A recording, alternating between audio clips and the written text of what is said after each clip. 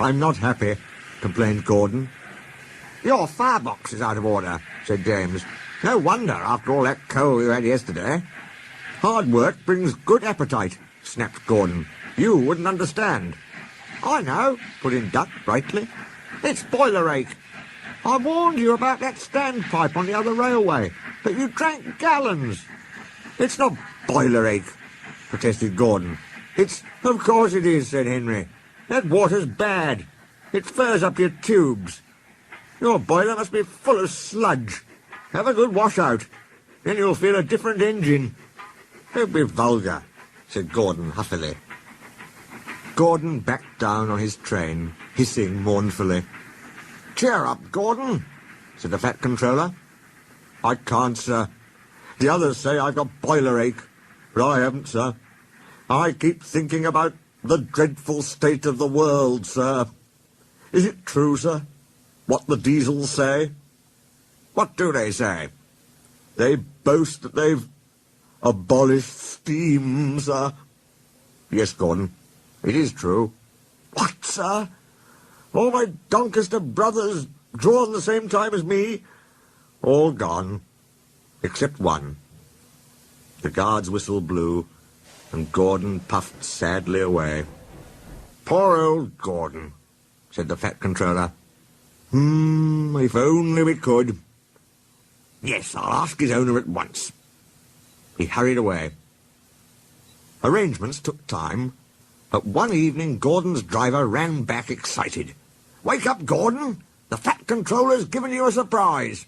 Look! Gordon could hardly believe it.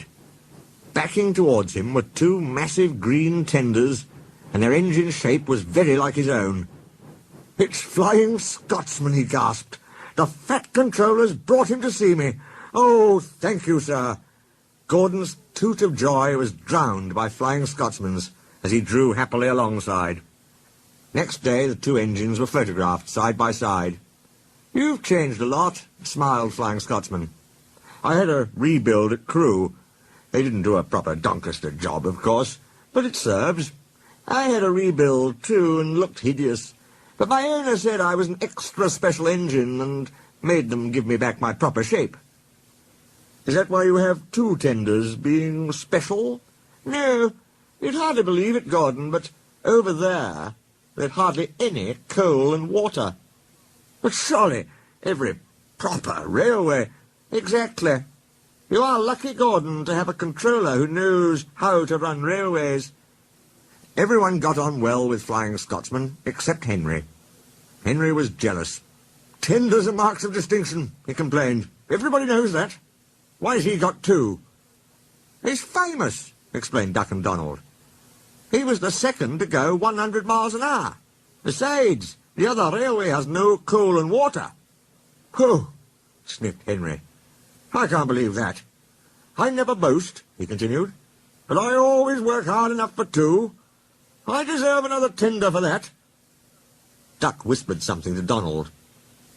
Henry, asked Duck innocently, would you like my tenders? Yours? Exclaimed Henry. What have you got to do with tenders? All right, said Duck. The deal's off.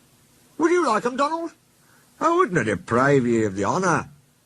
It is a great honour, said Duck thoughtfully, but I'm only a tank engine, so I don't really understand tenders. Perhaps James might... sorry I was rude, said Henry hastily. How many tenders have you, and when could I have them? 6. You can have them this evening. 6 lovely tenders, chortled Henry. What a splendid sight I'll be. That will show the others the sort of engine I am. Henry was excited. Do you think it'll be all right? He asked for the umpteenth time. Of course, said Duck. Just go where I told you, and they'll be ready. Meanwhile, word had gone round, and the others waited where they could get a good view. Henry was cheered to the echo when he came, but it wasn't a splendid sight. He had 6 tenders, true, but they were very old and very dirty. All were filled with boiler sludge. Had a good wash out, Henry? Called a voice. That's right. You feel a different engine now. Henry wasn't sure, but he thought the voice was Gordon's.